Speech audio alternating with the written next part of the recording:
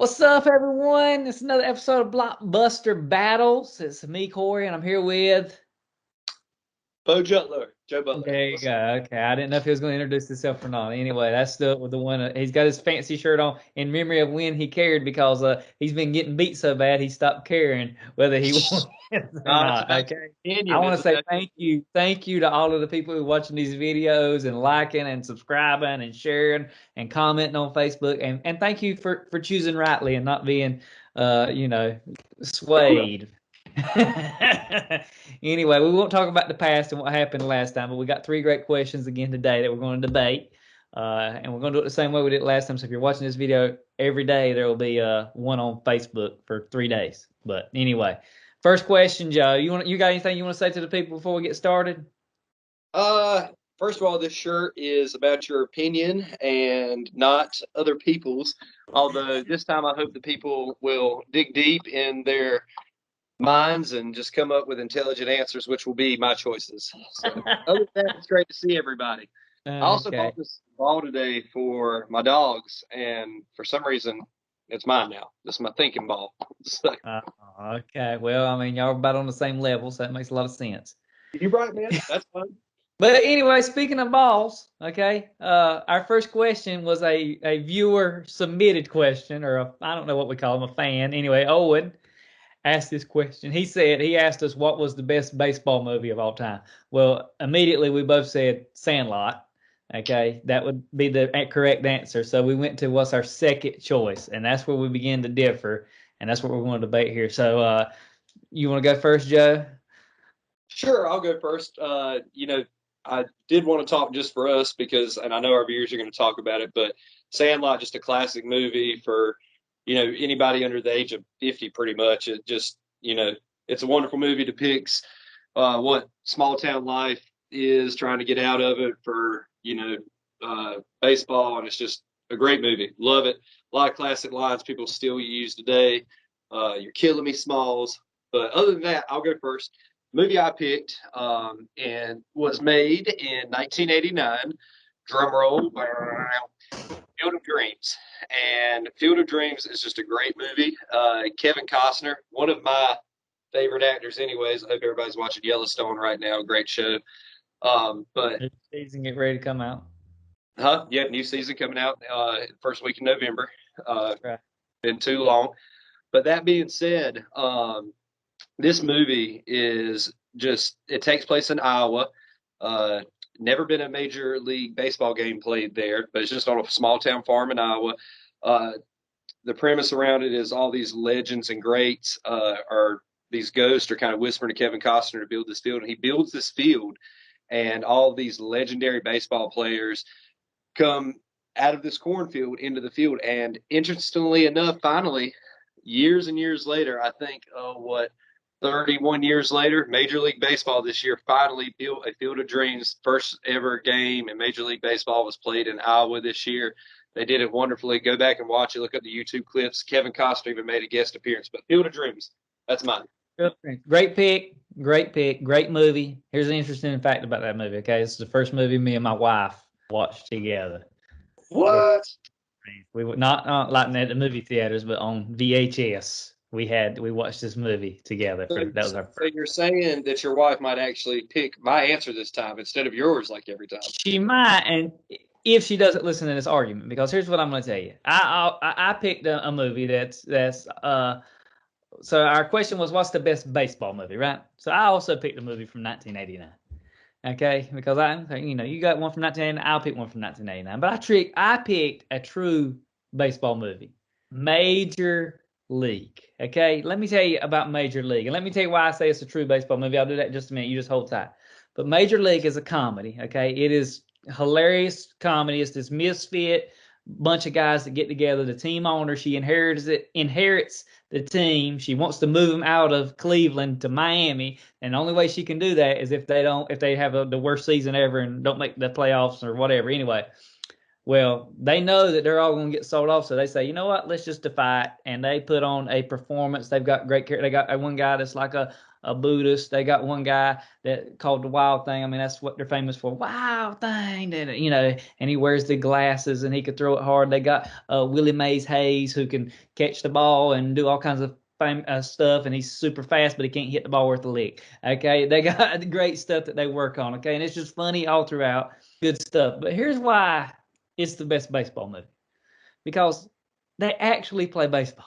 Okay, in the Field of Dreams, it's a great movie, but there's only like one time you even see him play baseball. It's more about this family connection and reconnecting with the past and his History stuff. of baseball, the history of baseball, and they play They baseball. talk They play about baseball. They love baseball. This isn't even, if we're talking strictly baseball movies, this isn't even Kevin Costner's best baseball movie. You got Bull Durham and For the Love of the Game, where he plays baseball. There's actually baseball So playing on.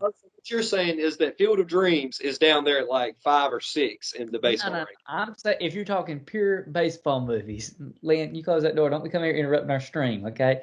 Hey, if we're talking pure baseball movies, we're talking movies where they actually play baseball. We're talking Major League, Sandlot. They actually play baseball a lot, okay? And then Rookie of the Year, they play baseball, okay? Those are movies where they play baseball. Field of Dreams, great movie. It happens around baseball, but it's really not a baseball movie, and that's why Major League is the best baseball movie there is. And here's the thing about Field of Dreams, you can rewatch it to an extent, but it does have some slow parts, all right? But Major League, you can put on any time, and it is a great movie. It'll just make you laugh, and it's funny, and it's worth watching again and again. Major Let me League. make a comparison there. You know what Major League is? Like we had to switch this over into the football arena. It would be like the same as The Replacements. Great movie, but there's a lot of other baseball movies or football movies that are better than The Replacements. But still a great, funny comedy movie. They play a lot of football, just like they play a lot of baseball in Major League. But no, Field of Dreams takes this one. I'm sorry. Field of Dreams, great movie, not a great baseball movie. That's question one. Question one done. Y'all let us know what you think. Make sure you comment on our Facebook post. It'll be on both of our pages. And let us know which one. And if yours is something different, tell us if there's one we didn't talk about. That's All right. right. Question one down. Question number two. This was my question for this time. Okay. Was what is the best monologue in a movie? Okay. So I'll go first since this was my question. You went first last time. Okay. And I'll tell you, it came down to me between two movies. Okay. One of them is a great movie, and if I read you the quote, you would know exactly who it was and what and where it was, and that would be Gladiator. And my name's Maximus. Okay, if I tell you that, you know it, but it's a real short deal, and it's really more about what happens in the scene than really what he says. I mean, what he says is fantastic. So I said, that's not the greatest monologue. So I started digging deep. What's the greatest monologue? And I thought about one of my favorite movies of all time, if not my favorite movie of all time, The Shawshank Redemption. And when Morgan Freeman is sitting in front of that parole board and they ask him, is he rehabilitated? He first says, well, what does that even mean? I don't know what you think that means, but it's just a word. It's a made up word.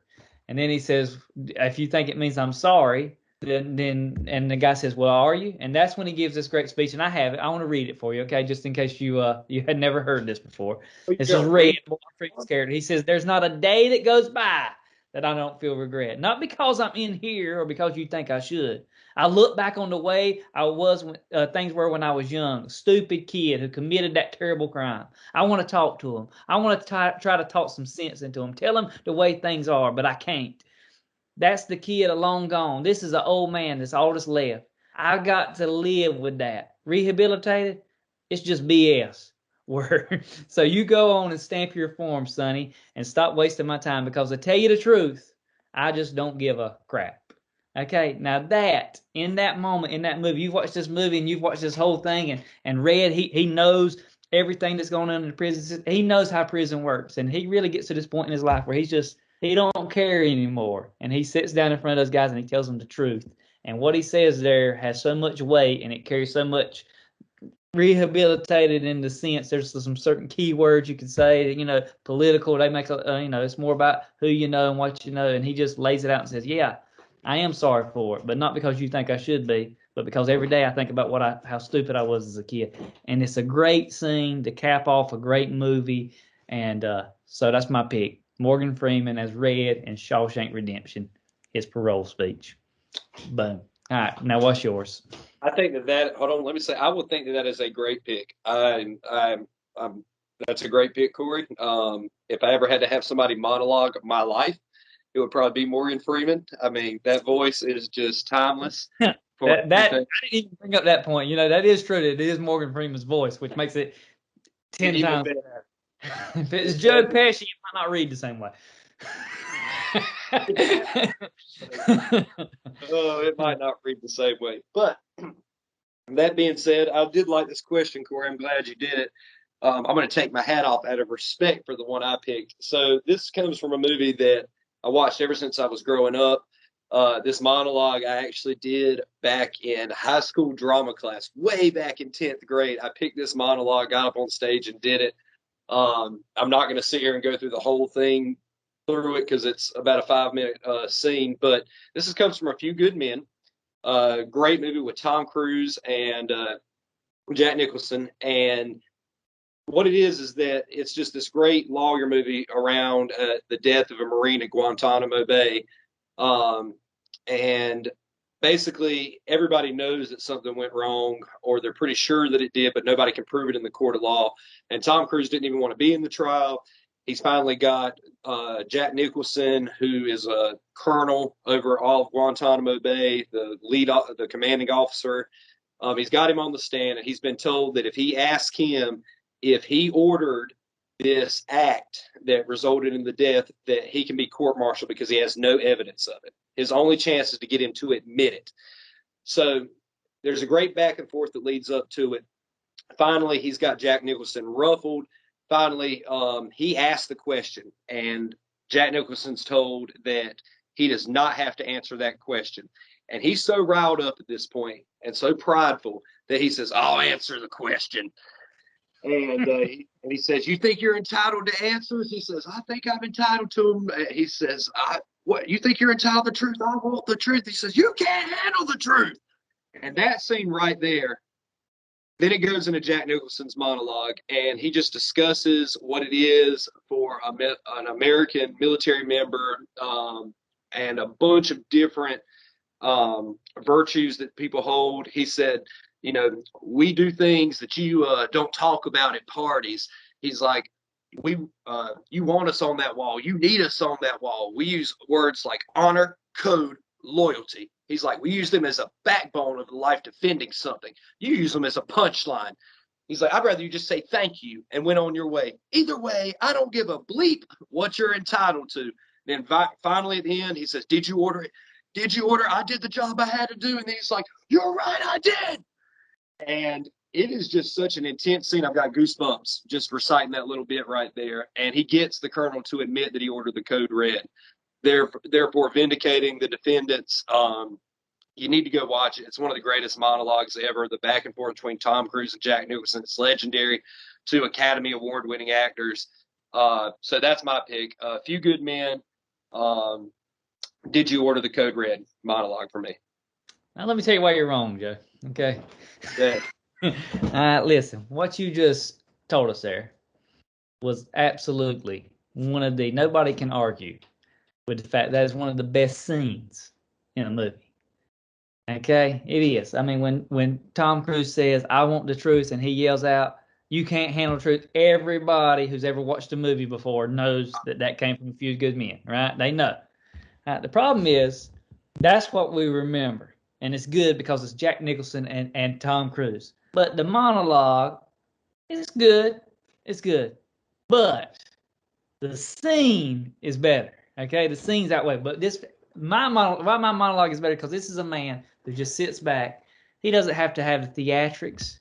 He just gives the word. He just sits back in his cool chair and he says, "What do you mean rehabilitated?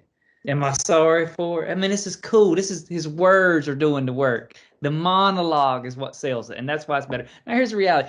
I know probably most people aren't going to watch these videos. They watch a little bit of it and watch our arguments. They're just going to comment on Facebook which one's the best. So you're probably going to win this one. But if they watch the argument, you got to agree. If you watch this video, you agree that his scene is better, but my monologue's better.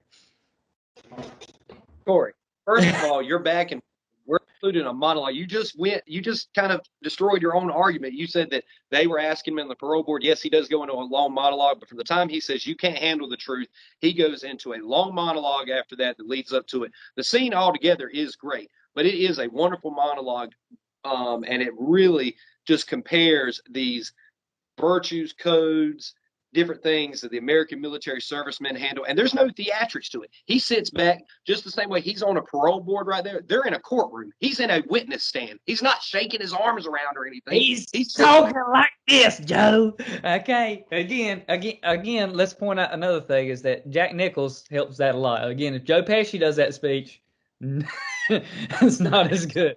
A lieutenant Marine colonel at Guantanamo Bay. I mean, he's going to play, a gangster in Casino or Goodfellas. Or My Cousin Vinny. So that's the only.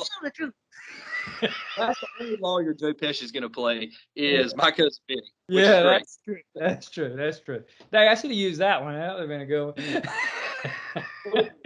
Yeah, that would have been a good one. No, but those are two great scenes. Two great scenes. I just went with You're calling them scenes now. Okay, well, one great scene, one great monologue.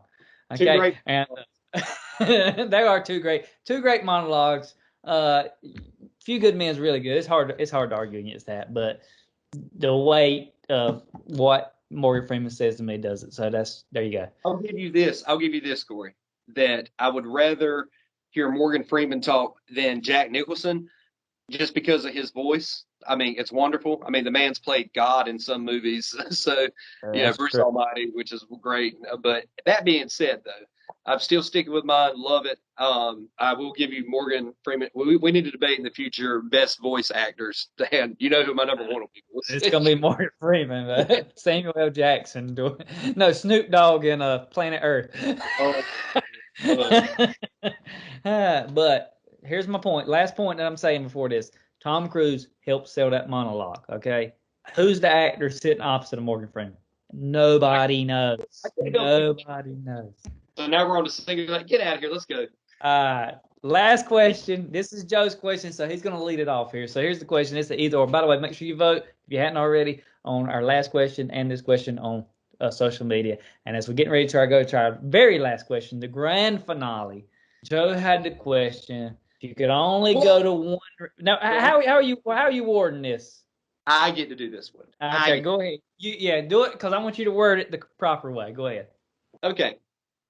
I need to explain this one because this is Blockbuster movie battles. So a lot of this movies and everything else come from pop culture. And we're sitting here debating on questions. And this is a question I really want to ask, which is not necessarily, well, it's not related to a movie question, but it is pop culture 100%, especially for where we live in the South.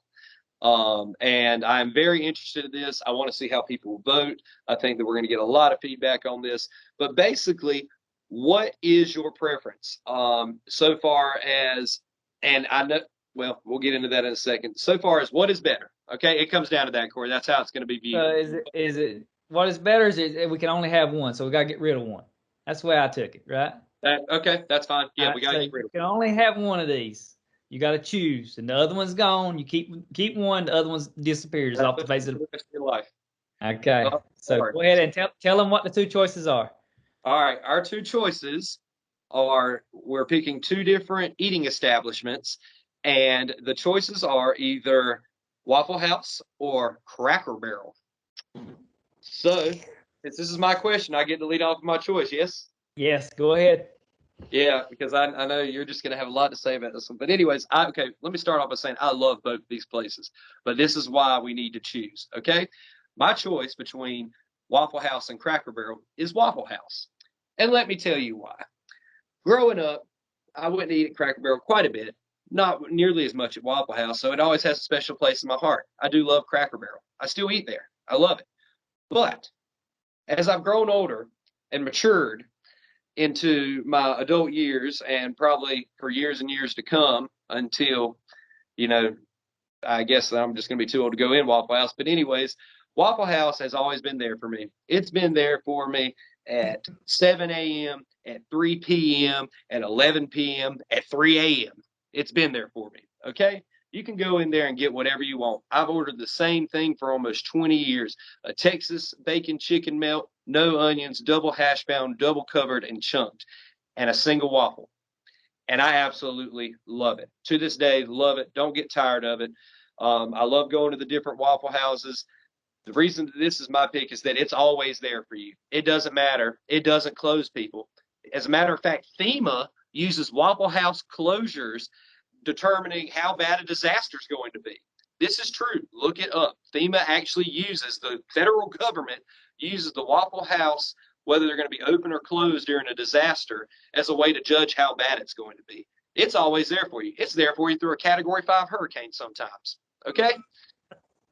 It's always there for you. Waffle House is wonderful. It's been there through college. It's been there through high school. I used to go there after Sunday school. I've went there after a long night out of hanging out with my friends. It's always there for you. Cracker Barrel, it only opens up at a certain time and it closes, and you got to wait till the next day. But it's still a great restaurant. And I guess I'll let Corey talk about it. Okay, let me tell you why the correct answer is Cracker Barrel. Okay, because we're talking about getting rid of one of these establishments, right? So first off, I don't know if you've ever been to a Waffle House. Okay, maybe you're watching and you haven't never been to a Waffle House. Well, let me tell you what you can expect when you go to a Waffle House. You can expect sticky floors and about one set of teeth in the whole place. Okay, they don't have the best. This is not a fine. Yeah, you're going to carry. If you go in there with a full set of teeth, you're probably going to be the only one. Okay. Now here, let me talk about Waffle House. I'm not against Waffle House. I don't mind the Waffle House. I'll eat at the Waffle House. Okay. And it is convenient that the Waffle House is open 24/7. But let's just be honest, Joe. If Waffle House is not open 24/7, we're not even having this conversation. All right. If it's not open 24/7, if it's got the same hours as Cracker Barrel, this is no comparison. And here's why. That's all I'm gonna say about Waffle House for now, because I'm gonna talk about how great Cracker Barrel is. Okay, Cracker Barrel, not only can you go and have this unique dining experience. It looks like the South, which is kind of reminds you of Grandma's house. You know, it's got that vintage look to it. You can sit out while you wait in the rocking chairs and play checkers with your Going family. over to Grandma's house if I need that. I don't have to Listen, pay. maybe you're on the road. Maybe you're in Gatlinburg, Tennessee, and you want somewhere to eat. You know, you go there and you sit on the rocking chairs and you wait and you watch people ride by. You play checkers with your family. Is there You're a having a Cracker good time. Barrel in Gatlinburg? I don't think there's a Cracker Barrel in Gatlinburg. It's in There's one in Pigeon Forge. Yeah, Pigeon Forge. Anyway, whatever. just And they're right there next to each other. Anyway, so you can do that. Then you walk inside and you can shop while you wait. See, most places you go, you wait. If you go to the Waffle House and they're on a busy night, you're waiting for a table. Now, doesn't it happen often because it's not that good of a restaurant? It's usually not that full. County, does it not happen all the time? There are waits. Okay, well, that says a lot. So you have to wait there with nothing to do. And at Cracker Barrel, you can shop, you can look around, you can find stuff. Here's another great thing about Cracker Barrel. You carry your wife or your date out on a date, and maybe you forgot it was your anniversary or a birthday. You know what you can do while they're going to sit at the table? You sneak into the gift shop and you buy them something. Okay, so that's another convenience, and that's not even one of the reasons I haven't even got to the best part of Cracker Barrel yet. Okay, you said something in yours, okay, and you kind of sold it as a selling point, is that when you go to the Waffle House, you get one thing and you always get the same thing. That's because a lot of the stuff they got is no good. All right. So that's why you only get one thing. Here's the great thing about Cracker Barrel. I go there usually, and the truth is, usually when I go to restaurants, I can tell you what I'm going to get before I ever get there because I usually get the same thing like you do at Waffle House. When I go to Cracker Barrel, I really never know what I'm going to get. It can depend on the day because, you know, every day they have specials. But I usually get the same thing. Rewind it 10 seconds. That's what I'm saying. I usually do get the same thing. Uh-oh, Joe, I lost your video feed. Okay. Hold up. Okay, come back. Got Okay. a phone call. So what I was saying is that usually because when I go to restaurants, they only have one thing that I really, really like. But at Cracker Barrel, they have a variety of things that I like. And I can get, you know, and depending on what day it is and what the special is, I might get something different there. It gives me an opportunity. Nothing is you can get breakfast all day. I know you can at Waffle House too, but you know what? You can also get at Cracker Barrel that you can't get at Waffle House. You can get chicken and dumplings, and you can get country fried steak, and you can get fried chicken and mashed potatoes and gravy and cornbread and biscuits and all of these great things. And one other thing I need to talk about Cracker Barrel, okay? While you're sitting there waiting for your food, they got that little triangle game. You know what I'm talking about with the T's on it? if you've ever been to a Cracker Barrel and you've never played that T game, you are missing out. Where the T's jump each other. Cracker Barrel takes care of everything. Let me go From ahead and check. guess, Corey. You always get Miss Four or more. You're an ignoramus. You always get that one, right? On the No, two. I actually looked up one time how to get one every time, and I memorized it. So every time I So, go, I get one. okay, that doesn't count. Yeah, it does. It means I'm smart enough to look it up. I mean, when you go to the doctor, do you want the doctor just to guess, or do you want him to look it up and see what your symptoms are? Okay, He goes exactly. to school for years and he's that smart. That's why he makes You medical think right. that you go to a doctor and you give them their symptoms that they just automatically know. Sometimes they might, but sometimes they probably got to look that stuff up anyway. So yes, I do that. But it is a great restaurant for many reasons. Better food, better environment. The environment. Oh, good. You think the environment is better at Waffle House? I've taken a date to Waffle House before, and she loved it. Thank you very much. How was she? How is she now? Huh? She's still wanting. She's a doctor now, so ha.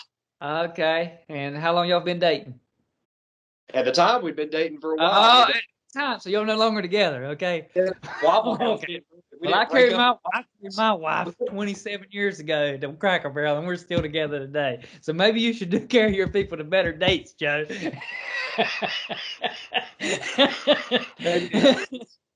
maybe I this knew you is. were going to go there. I knew you were going to.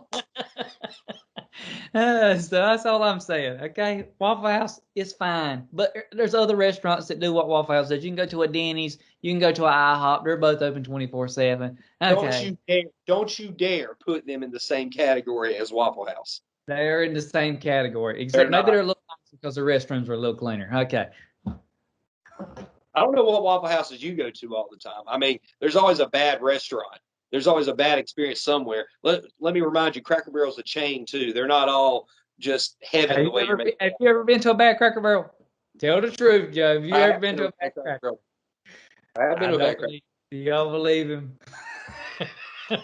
Next time you go to Cracker Barrel, get any piece of beef, like a steak, and see if they cook it right, because they won't. Well, I wouldn't order beef. I order chicken. Well, that's fine. That's fine. I'm just saying that they're I not order perfect. pancakes You know with what? that You know little what bottle. happens? You know what else they got? They got those little cool bottles of syrup too. And you Yeah, look. You got to those carry are your cool. woman. Those are cool. You I can carry buy your woman with a a big Waffle House. pocketbook. You carry a couple home with you. So you're saying you steal things from the place you go? Okay, that's good. That's If good. they bring it to the table, hey, if they bring it to my table, it's mine. Okay.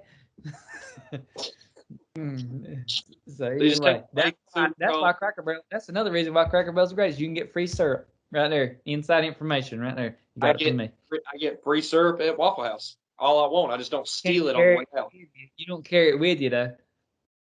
You're exactly right. I don't steal it, Corey. That's the word to use. I don't steal it. If I ask for syrup and they bring me two and I use one of them, what you want me to do with the other one? Leave it there for someone else to use? That's disgusting. That's unhygienic. We live in a COVID era, Joe. You don't It's leave in stuff a, like hey, rationalize, steal it however you want. That's fine. that. And all I know is next time I go to a Waffle House, you better not try to pat me down, okay? Anyway, or Cracker Barrel, whatever. So I think anyway, we get great feedback off this score. I'm going to take the high road, and I'm not going to trash your pick. I think they're both great picks, but I'm choosing Waffle House. It's always there for you.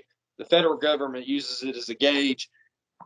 It's a great place, and I can live without Cracker Barrel for the rest of my life because I have people in my life and good women, Southern women that can cook, and I can also cook good Southern meals, so I don't have to go to Cracker Barrel to get it. if you can cook good meals, why are you going to Waffle House in the first place? End Because argument. End. because grocery stores close, but Waffle House doesn't. Okay. Valid point. Valid point. I'll give you that one on the grocery stores closed. Wait a second. Isn't there a 24-hour grocery store somewhere? Walmart. Oh yeah, that's right.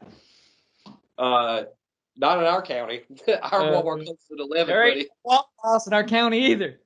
So that's very true. There's also not a 24-hour one in Robinson County right beside us. There's not a 24-hour grocery store, but there's 3 Waffle Houses just in Lumberton city limits. Yeah. That's because that's how it's so common. It's like Dollar Generals. Nobody said, "Hey, you want to go somewhere fancy and go to Dollar General?" That's because they're everywhere. No, No, Cracker it's because Barrel. there's such a demand for it. They're There's such high demand. strategically That's why located. they do it. Do what? There's such a high demand for that restaurant is why there's 3 of them there. No, it's because they're as big as like a cargo trailer. That's why there's 3 of them because you can't fit 10 people in them. Okay. Yeah, Anyway, Huddle House, just as good. tell you what, new suggestion. Next Valentine's Day, why don't you take your wife to Waffle House because they do a candle lit dinner on Valentine's Day. Just to Now, let you know. okay, just again, Joe, listen. The reason that girl's a doctor and no longer with you is because you do stuff like this. Okay, I mean, this may be an intervention. Maybe I may lose this question, but maybe I can save you in the process, Joe. And don't carry your woman. Listen, if you're watching this and you are single or you are dating, do not carry your woman to Waffle House on Valentine's Day. Carry her somewhere nice. Women out, hold up, women out there. I know that there is a bunch of y'all. You would be very excited if your man took you to Waffle House whenever you wanted to go. Maybe it's 2 a.m. We just got done watching the movie. Let's go get some hash browns or some waffles or something like that. There are women out there, plenty of them, that would be very excited to go to Waffle House. I'll On die. Valentine's Day. On Valentine's Day. Have you ever looked at their promotionals on Valentine's Day? I've Do it. seen their No. promotions, and I know they do candlelit dinners and all that kind of stuff. But you know what? They don't serve you the shopping experience and the rocking chairs and all that like Cracker Barrel does. Separate poll, sub poll of this poll on Valentine's Day. Where would you rather go, Cracker Barrel or Waffle House? Which one? Which one man says my man loves me? Okay. Not the question. I'm gonna love her either way. Okay, I got you. That's a valid point. They should love you either. Well, maybe that's a good test. Maybe you should carry them to Waffle House on Valentine's Day, and if they don't complain, they might be a keeper. Anyway, that was our Blockbuster battle. That was our 3 questions. Let us know what you think. If you voted on one, you hadn't voted on the other ones, go back and vote on the other ones. Let us know. Hey, I'm hoping Joe wins at least 2 of these 3 because if not, he's liable to quit because he has been getting smoked lately. And you got anything else, Joe, before we sign off? I know you all did the right thing. Thank you for joining us. Don't worry about Corey. We can't help his opinions, y'all. It's okay. Just choose right when we post these questions. Come watch, like, subscribe. We'll see y'all for the next list of questions. Hey, one last thing, Turtle Power.